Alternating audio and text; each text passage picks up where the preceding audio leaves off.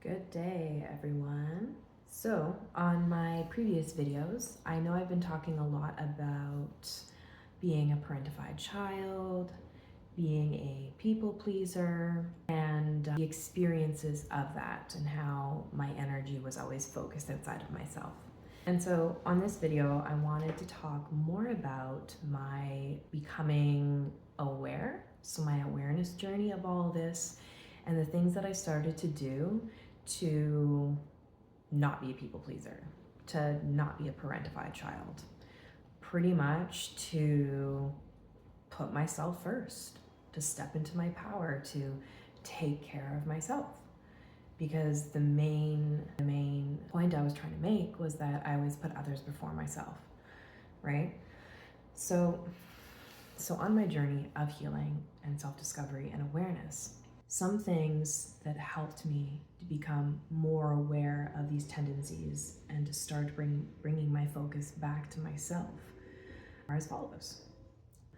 So I found myself a lot in the past always filling up my time around other people, or doing things in general, or drinking or smoking weed. So my energy was always being occupied all the time. And, back in the day, like, I don't know, 10 years ago, when binge watching first came out, like binge watching like series and stuff like that, I used to do a lot of that as well. And so there's a lot of distractions, going to the bar after work, So one thing that I did notice was that I didn't spend a lot of time just by myself, reflecting, bringing my energy in, centering myself. So throughout the years, this is what I have started to do. I've always written in a journal, but that was the only thing that I really did since I was younger, I think, like writing my feelings, writing to-do lists or goal lists, like in journals. So throughout my life, I have focused on myself to a certain extent, just not, fully and completely. So over the years, I've started to do that more. So journaling and reflecting has been one activity that you can do, that I've done, that brings your energy in, that helps you focus on processing your emotions, understanding yourself better through writing. Another thing that I have started doing, although I started years ago, was my yoga practice. Although back in the day it wasn't as consistent as it is nowadays. I started, I was like 23, I'm 35 now. And I remember the first time I ever finished my hot yoga class. I don't know, obviously maybe the yoga meditation music at the end of the class kind of helped me feel a little bit emotional, and I felt a bit of a release, almost like I was so thankful that I had found yoga, and it was just very emotional, and it just felt like a safe space for me. Like I was coming closer and closer to my center, my energy, right? Because as you know, people pleasing, you're always focused on looking after other people first, or thinking about what other people think of you, and like getting your validation through external instead of coming inward and trusting yourself and loving yourself regardless of what other people think, right? So your energy is always outside of yourself. So yoga brought my energy to myself. And there's so many other benefits, physical, like the stretching, the breathing, right? When you're breathing shallow, when you're breathing deeply, and you're going through the poses, all this is very meditative and balances your energy, right? So anyways, nowadays I do it almost every day, if not a couple of times a week. And so that practice has allowed my energy to come to my center and focus on myself. Yeah, so yoga. And another thing that I've done for years is walking in nature, walking outside, going on hikes. I love swimming in lakes. Oftentimes I go out and do these things by myself, and other times I'm with friends. But the most tranquil and aligning and centering for me has been doing these things on my own. Probably because I spent so many years, focusing outside of me.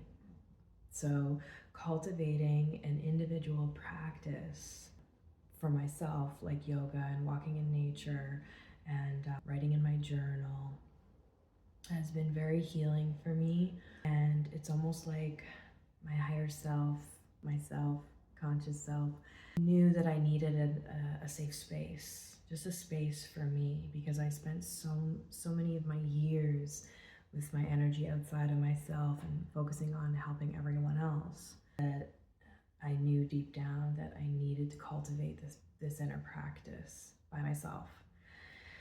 And yeah, so that's really helped me a lot. Another thing that I started to do in terms of moving away from this people-pleasing tendency was, so whenever somebody used to ask me if I could do something for them, or if I hey, do you want to do this on the weekend, or do you want to do that? Always in the moment, I had this tendency to just say yes, yes, yes, yes, you know? And so, but then afterwards, sometimes I would be like, oh, why did I say yes? You know, I don't think I really want to do that, or I don't know if I have the energy to help that person. But like, I would say yes because I always felt like it was my duty to like help everyone and put everyone else's needs above my own. And so that's why I said yes, was because of that belief. And so what I started doing, I think I might have heard this from somebody, but, and you can try this yourself, is make it a habit that whenever somebody asks you if you could do something for them, or if, hey, do you want to do this? Somebody's asking for your energy for like a later date, okay? In that moment, you can just say to them, you know what? Let me get back to you on that. And you're not saying yes, you're not saying no, but in that moment, normally you would feel pressure to just say yes. You wouldn't be able to say no. So until you get better at knowing your feeling right away, in the meantime, you can just say, let me get back to you on that. That way you can step away, go home, process what they asked of you, and like without anybody else's energy outside of you, right? Because when you're so used to being a people pleaser, and when you're around people, all you feel is their energy. You can't even feel your own, right? So in the beginning, practice saying, you know, I'll get back to you, and then practice figuring out what you want in your energy, connecting to your energy when you're by yourself. That way it's just easier. So when you're by yourself, you can connect, deep breaths, think about what it is that you want, you know, and also at the same time, right? Ask yourself, do I actually want to do this, right? Your gut always knows. You always know your truth, but the problem with being a people pleaser is that you always went against that. So I challenge you to actually listen to what your body is telling you, because your body, your soul has always told you the truth. You've just denied it. So just listen to it and trust it, right? And when you go to say to that person, sorry, I can't do this, I mean, you shouldn't even really have to say sorry, but like you'll get there. There's steps, right? First you'll be like, oh, sorry, I can't. But then maybe eventually you'll say, I don't have the time, I don't have the energy. Maybe next time I'll be able to help you, right? But yeah, so that is a tip for you that has really helped me. And the more you practice all of these things, the more you put in the reps, the easier it'll get, and the more you change your being. With anything, it just takes reps, and like the more times you do it, the better you get at it. So yeah, so that is another tip that I have for you that has helped me. And at the same time, when you're practicing putting yourself first, you're also telling yourself that you're important. So you start to feel better, your soul starts to feel heard, your body starts to feel heard and respected and calm. And although it might be uncomfortable at first, for you to be this new way. I promise you, the more you do it, the benefits outweigh the challenges and the hardships that you go through in the beginning, trying to be this new you. Let me see if I can think of. So I can't think of anything right now. I'm just gonna leave it on that note. Still getting used to making these videos and having a continuous train of thought. That's the best I can do for today. I hope that helped somebody out there that maybe can resonate with my challenges and is ready to make a change. So hopefully I planted a seed for you today. Have a nice day, everyone, and we will chat soon.